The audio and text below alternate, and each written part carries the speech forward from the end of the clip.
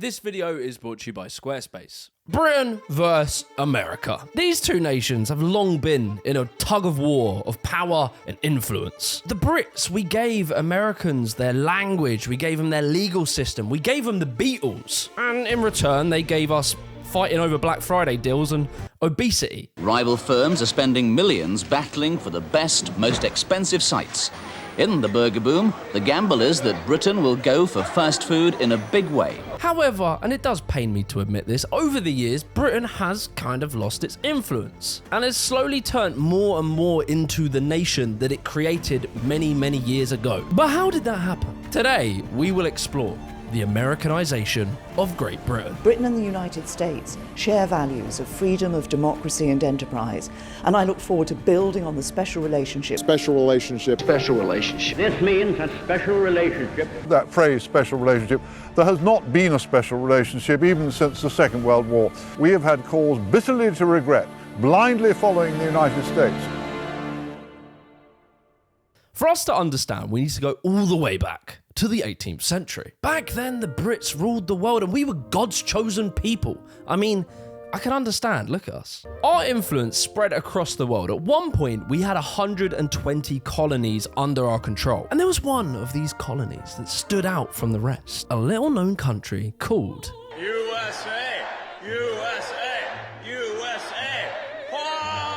You see, back then in like the 1700s, Americans, they didn't see themselves as Americans. They saw themselves as proud Brits, loyal to the crown and all of that stuff. However, spoiler alert, the American-British love affair, it didn't last forever. In 1756, it all fucking kicks off, right? You have what's called the 7-Year War, which lasted 9 years, where the conflict originated in North America, where the Brits were basically beefing with the French. And like, war isn't cheap, these skims and abyssal whips, they cost a lot of fucking money. And when the war finished, Britain's national debt had doubled, and an economic crisis ensued. The economic crisis was affecting everyone, but particularly the merchants in Boston, New York, and Philadelphia. They were going bankrupt. Banks weren't giving out any credit, wages were falling, and the cost of living was going up. And the Brits were sort of responsible for all of this. And so, Parliament cooked up a get-rich-quick scheme. So what we did, we went over and we said, look lads, don't you worry, got this all under control. What we'll do, right, we'll get you lot to pay us a bunch of taxes and we'll put a load of tariffs on you. Now you see, the problem for the Americans was that they couldn't fight against this. And that's because they weren't allowed to have anyone sit in Parliament. But the thing is, technically, those Americans under our law were actually English, meaning that, technically, according to the fucking rules, we legally were meant to give them representation in Parliament. And so, the Americans were a little pissed off, and they led a bloody revolution against us.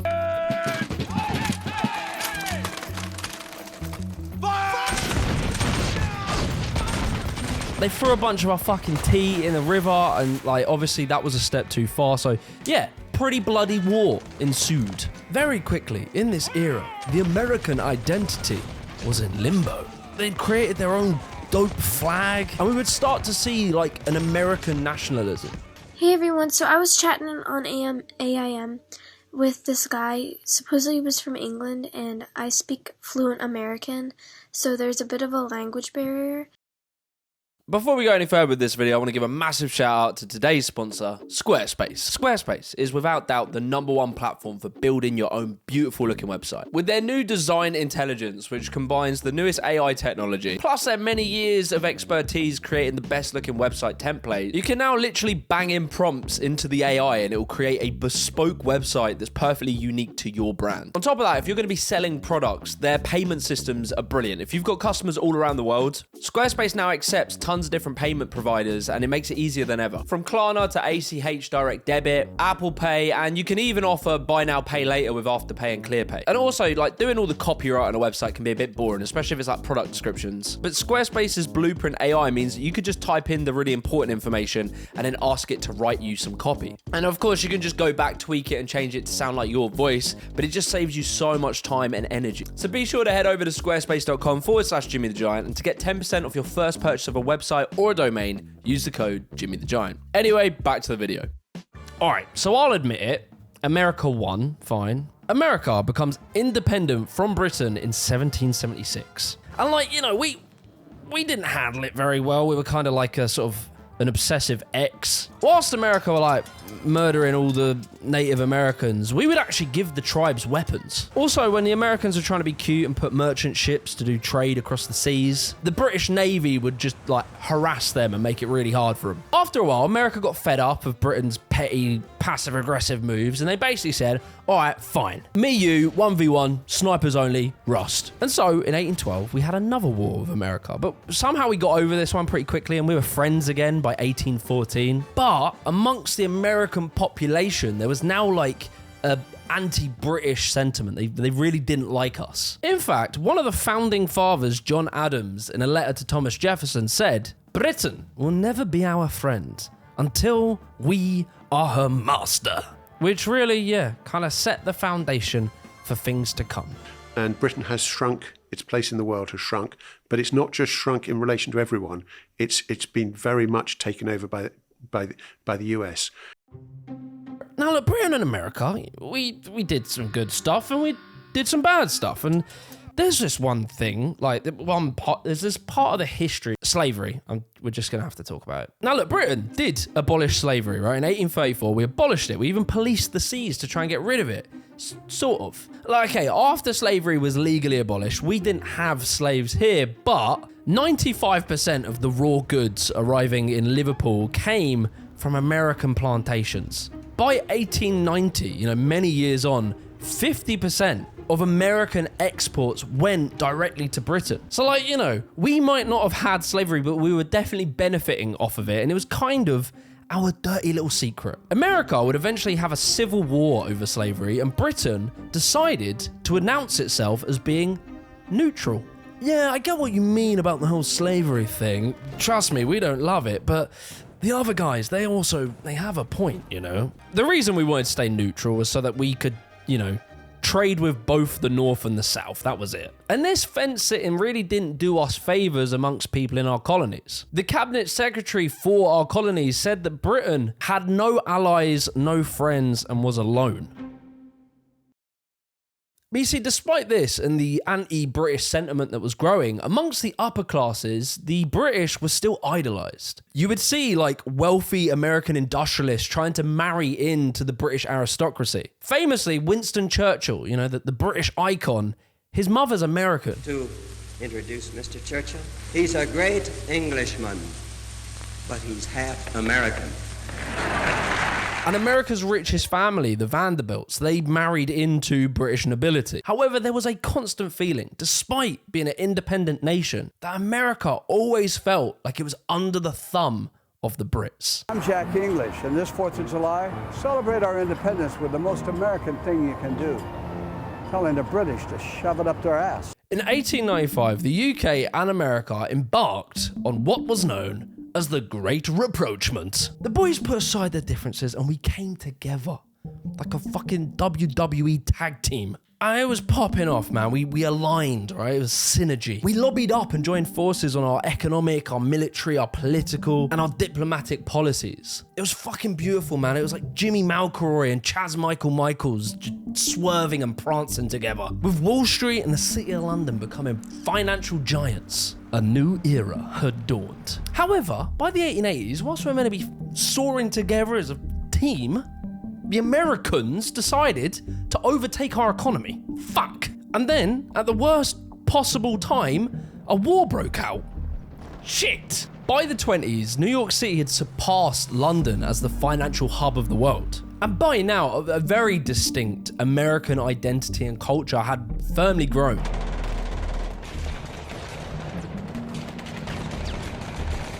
But you see, World War I was a turning point in this power struggle, as America refused to join the war until 1917 and avoided any formal military alliances with Britain. And so Britain had to borrow $4 billion after the war, in which the Americans demanded repayments that Britain couldn't afford. And they imposed steep tariffs, and it really strained the relationship between these two nations. The balance of power had officially flipped.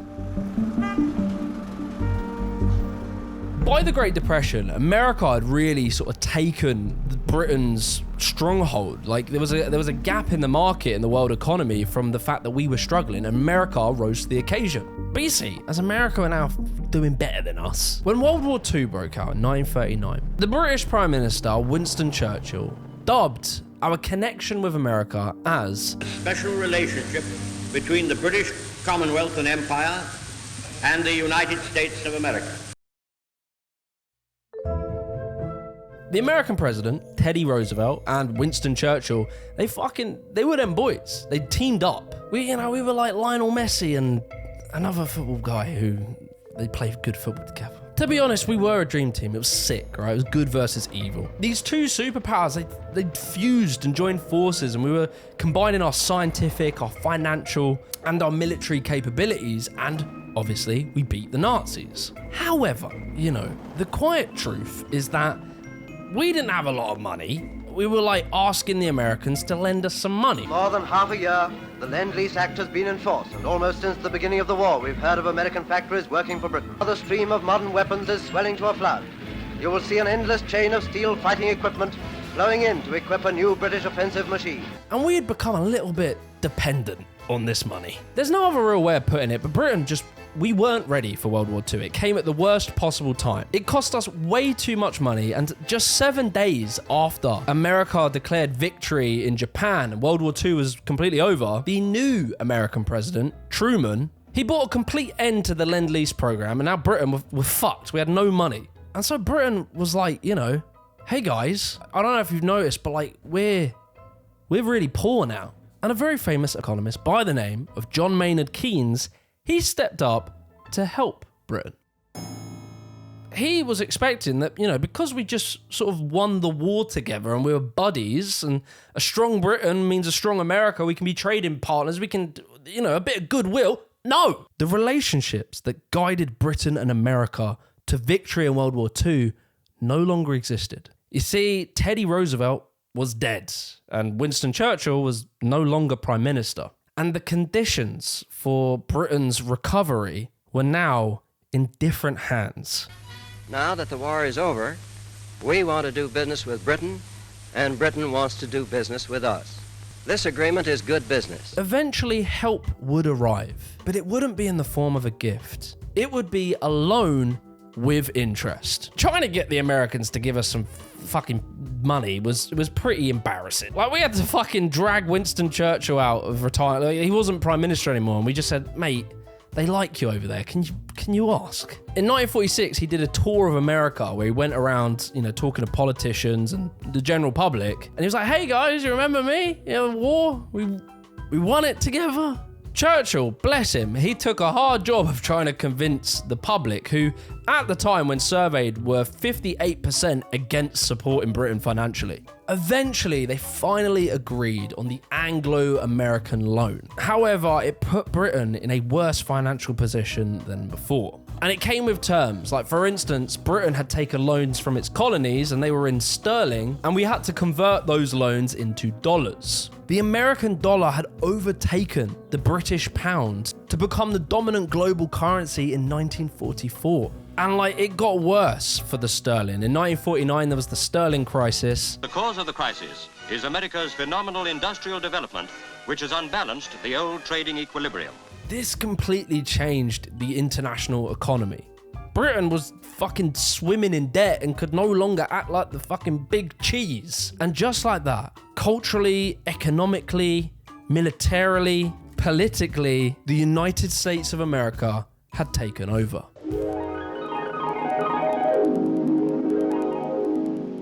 See the USA in your Chevrolet. America is asking you to call.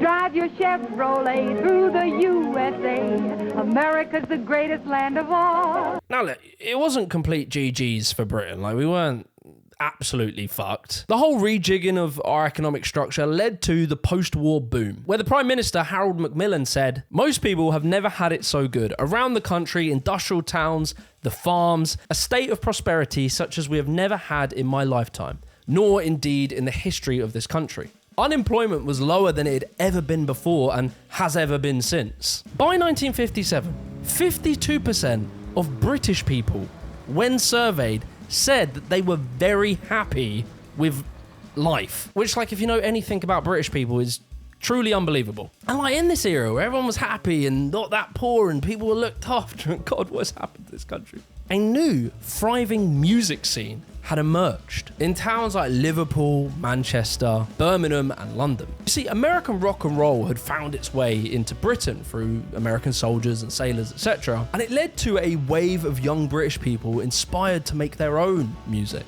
And one of those groups, around sort of 1964, was a little-known band by the name of the Beatles. There are rumors around that this is Britain's revenge for the Boston Tea Party. 3,000 screaming teenagers are at New York's Kennedy Airport to greet, you guessed it, the Beatles. By the next year, the Beatles had 34 songs in the top 100s and 6 number ones in what was being called Beatlemania. And like, yeah, it was around this time, the mid-60s, where a wave of British music was becoming very popular over in America, who had always led in entertainment. And this era was now being dubbed as the British invasion. Britain was dominating the American charts, and like, we were having a cultural impact. You would literally have Americans dressing as if they were British teenagers. So along with a little bit of cultural influence, we did actually bounce back as a financial hub. The City of London, right, a bunch of banky boys, they had kind of found a sort of loophole, a workaround to the American-led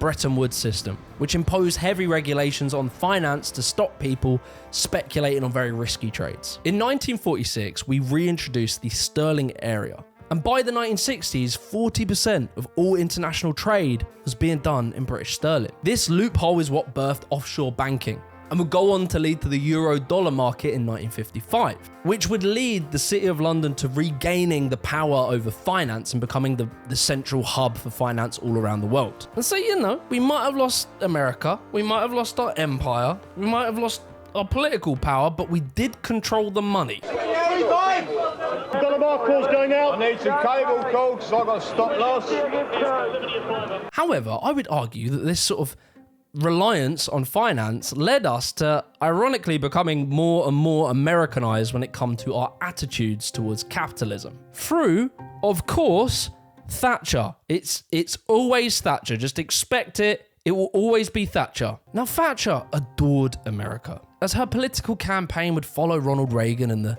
free marketeers, which I've done a whole video about. I'll link that below. The journalist Will Hutton wrote about Thatcher's mission to make Britain a simulacrum of the United States. Janine Ganesh described the transatlantic delusions of the Westminster governing elite, as the political media class became ever more mesmerized by its American equivalent. Thatcher, right, she'd visited America for the first time in 1967, and in her memos she wrote, "The excitement has never subsided. At each stopover I was met by friendly, open, generous people who took me into their homes and showed me their cities and townships with evident pride. The high point was my visit to NASA Space Center. She found a British engineer working for NASA, and she concluded, this is a living example of the brain drain from which over-regulated, overtaxed Britain was suffering." In spite of the fact that NASA is a very well-funded government agency, somehow that didn't compute. There was no way Britain could compete even in more modest areas of technology if we did not learn the lessons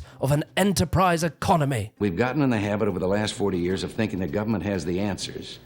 There's very little that government can do as efficiently and as economically as the people can do themselves. And if government would shut the doors and sneak away for about 3 weeks, we'd never miss them. Yes, we can trim the budget. There's enough fat in the federal government that if you rendered it, you could wash the world. The essence of socialism is that you surrender quite a bit of power over your own life to the state. You pay very high taxes, and they wish to take even higher taxes because they think that politicians can spend money better than the people can spend it. The more you take away, the less there is for private industry, and that's where the creation of wealth comes. So you have to establish very clear limits on the role of government. And really, you know, politicians, I think, should sometimes just be a little bit more modest about their abilities.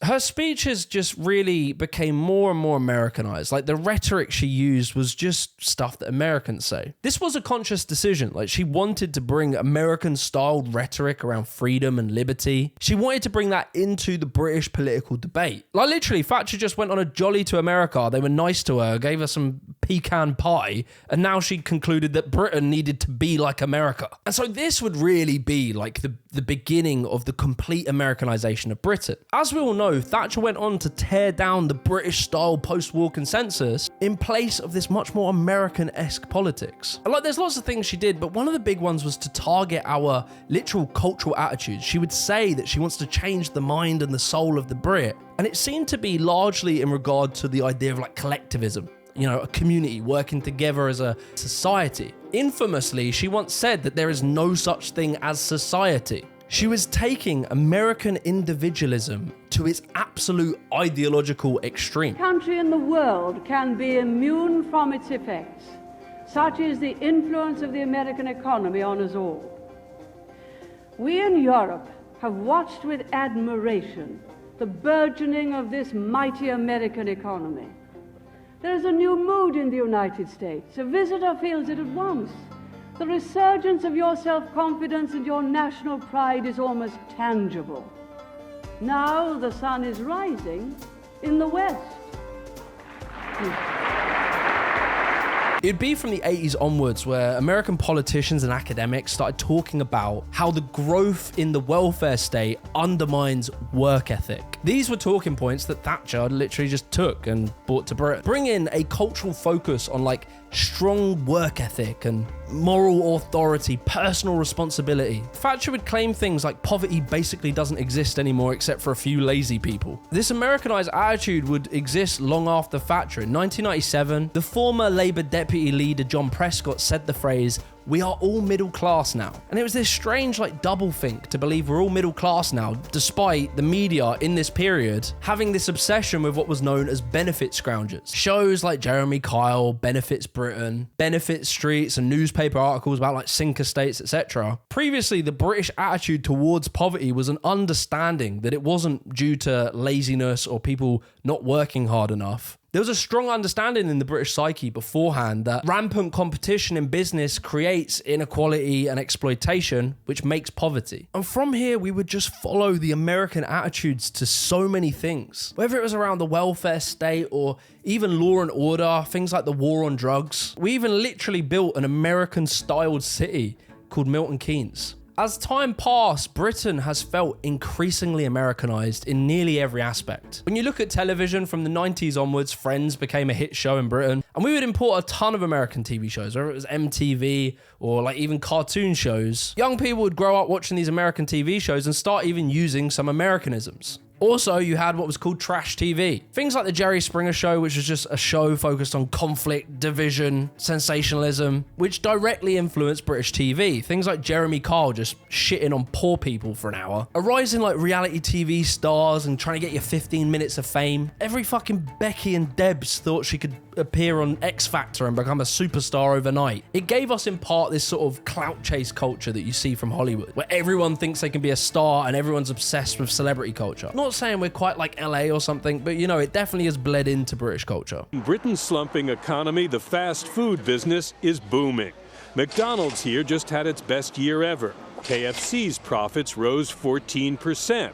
Domino's earnings are up even more. With 1 in 4 adults dangerously overweight and nearly 1 in 5 children, Britain's catching up to America. And then, mate, you gotta think about the food as well. The rise in British obesity. We're now the 6th most obese country on the planet, and British attitudes towards food and eating have become more Americanized. Instead of having like family meals where you all sit down together, which was traditional, now people kind of eat on the go a bit more. All while fast food has grown in the country and portion size have got bigger. Hasn't got quite to the extent of American size. I'm pretty sure we have laws to stop that, but we still have king size, big size, all that sort of stuff, which has affected portion sizes of British food. We have become more consumerist. I mean, like Black Friday didn't exist in Britain until about 2010, which again, we're not quite as extreme about, but we have become more consumerist over time. Our working culture also followed the American model. In the 80s and 90s, American companies moved away from the idea of like long-term strategy and moved towards more like quarterly earnings-driven models, which has led to less stable employment. short-term contract culture, outsourcing, downsizing, longer working hours, which has euphemistically been called flexible workforces. But the problem is this whole idea of like a leaner workforce has led to far less job stability, which is having massive effects on the British psyche. There was a big survey done and they looked at Britain where they had followed the American model the closest, and it shows that Britain has had the worst decline in employee satisfaction in terms of employment security, where job satisfaction levels in terms of security dropped from 70% in 1985 down to just 48% by 1995. Oh, and then also you got stuff like British assets and major companies being sold off to the Americans. What is so spectacular about America's business presence in the United Kingdom? It's mostly its scale. They have just got so many businesses that they've owned for a long time and that have expanded. But there have been these two great prongs of American expansion in the last 15 years. The tech businesses, so the big 5 or 6, whoever you want to count, Apple, Google, Microsoft and so on, but also private equity. So private equity is a much more under the radar activity, but it's dominated by US companies, Apollo, KKR, Silver Lake, and these Blackstone, of course, and these companies have really taken over huge swathes of the British economy. Now you see, although Britain has always historically been very closely tied to America, being in the EU meant that Europe was our biggest trading partner. However, in 2016, we voted to leave the EU. And like very quickly, everything changed around that sort of time. 2016, Trump burst onto the scene and you're seeing like a rise in populism. And in this time, I believe we entered a new era of Americanization. We're here down here to show a little bit of support for Trump, because all the nutcase lefties was on the streets yesterday crying into their little banners that they got provided with, and obviously George Soros. I would argue that our relationship with the EU acted as a bit of a counterbalance to American influence. However, it was very interesting to see the sort of similarities between the Trump campaign and the Brexit campaign. With people like Boris Johnson and Nigel Farage, our politics started to look less and less British and more American. I'll be honest, historically, us Brits, when it comes to politics, we're always a little bit dull and boring. But Brexit was a change, right? It saw like more sloganeering, more like publicity stunts. You have fucking Boris Johnson whipping around on a zip line and rugby tackling children to try and get us out the EU. The debates got spicier and you would see people making just claims that weren't backed by facts. The £350 million a week we send to the EU, which we will no longer send to the EU, can you guarantee that's going to go to the NHS? No, I can't, and I would never have made that claim. That was one of the mistakes I think that the Leave campaign made. Hang on a moment. Like, if you hyper-focus in on Nigel Farage, he's quite an interesting one, because Brexit, like, you know, there were different reasons people voted, but a lot of it was to do with reducing immigration. However, Nigel Farage really did try and push like an American freedom angle to it. Let June the 23rd go down in our history as our Independence Day. A day that the British public, I don't think, has even thought about since, yet alone celebrated. And that is interesting, right? Because, like, culturally, British people and Americans do perceive the idea of freedom quite differently. When British people are surveyed and asked, what's your number one priority when it comes to economic freedom? The most common answer is better public services. When you also ask British people what's the first thing that comes to mind when you hear the word government regulation, 65% of people think that regulation means public safety and security, whilst only 35% think that it means like limitations and hassles, bureaucracy, red tape, that kind of thing. Now, I couldn't find the exact same study, but the narrative of like big government and over-regulation is a rhetoric that tends to chime more with the American voters. Very highly respected, Nigel Farage. Nigel Farage really loves Donald Trump. He does. I mean, here's a picture of him and Donald Trump's son, and I don't know, man. Kind of looks like a Make-A-Wish kid. And you see him wearing like MAGA hats and stuff, and I don't know, I couldn't picture a British person wearing a hat of some charismatic leader. It's just not really what British people are like. But Farage, he doesn't have any shame about it. And when you look at the Reform Party's manifesto and you look up the term regulation, it comes up quite a few times, and it's always this rhetoric of like the nanny state. Very American style rhetoric. Like even in the Conservatives manifesto, when they talk about regulation, it's not quite as like negative. Nigel Farage has also said that he wants to move Britain to like an American style private healthcare system. And I think we're going to have to move to an insurance-based system of healthcare. If I was able to do that through the marketplace of an insurance company, than just us trustingly giving 100 billion a year to central government and expecting them to organise the healthcare service from cradle to grave. Despite the fact that when you actually poll British people on that topic, 93% of British people support a free NHS. 82% believe it should be paid for by taxes. In America, the majority do want free healthcare, but it's only 57%. Well, only 43% would like a government-run healthcare system. And you really do see the Reform Party adopting like the Elon Musk, Trump, MAGA kind of talking points. There's this one Reform Party MP called Rupert Lowe, and he was tweeting the other day about the woke mind virus. And he was saying how he's jealous of Elon Musk's Doge department. And like on the most extreme end, you even see people calling for like Trump and Elon Musk to take over Britain. Honestly, Trump taking over might not be such a bad idea. Cheaper energy, food on shelves, affordable, and no one arrested for suggesting Britain's being unsafe is worth it, so we can be kind. So Don, how about it, my fella? We've already got part of Scotland. Invade the rest of us. We'll surrender faster than you can say, respect order. The country that repelled the Nazis can't even repel a rubber dinghy. Make us the 51st state of the US of A, and let's forget Stalin.